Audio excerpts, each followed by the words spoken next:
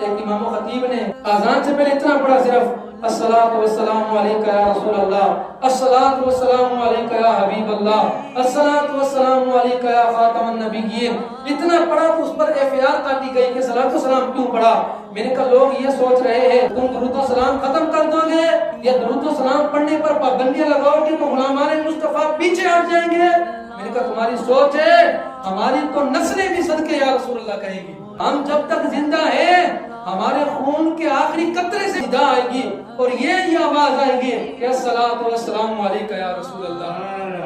تم تو یہ کہتے ہو کہ اب نہ پڑھے نا، اسپیکر پر نہ پڑھے نا، انشاءاللہ کبھی موقع آیا حضور کے جو غلام ہوتے ہیں وہ سر دار بھی پڑھتے ہیں اور جب موقع آتا ہے پھر تختہ دار پر بھی جھوم کر کہتے ہیں کہ صدقے یا رسول اللہ۔ اور انشاءاللہ تم یہ سمجھتے ہو کہ تم درود و سلام پڑھنے پر پابندی لگاؤ گے تو ہم خاموش ہو جائیں گے۔ میں نے کہا تمہاری سوچ ہے تم ختم ہو جاؤ گے، تمہاری نسلیں ختم ہو جائیں گی، لیکن ورفعنا لک ذکرک کا ذمہ رب نے اپنے ذمہ لیا ہے۔ انشاءاللہ صلاۃ و سلام دنیا کے کونے کونے پر پڑھا جائے گا، جب تک ہم زندہ ہیں پڑھتے رہیں گے، اور جب مر جائیں گے تو پھر سنو میں وہ سنی ہوں جمیلے، قادری مرنے کے بعد میرا لاشا بھی کہے گا الصلاۃ والسلام۔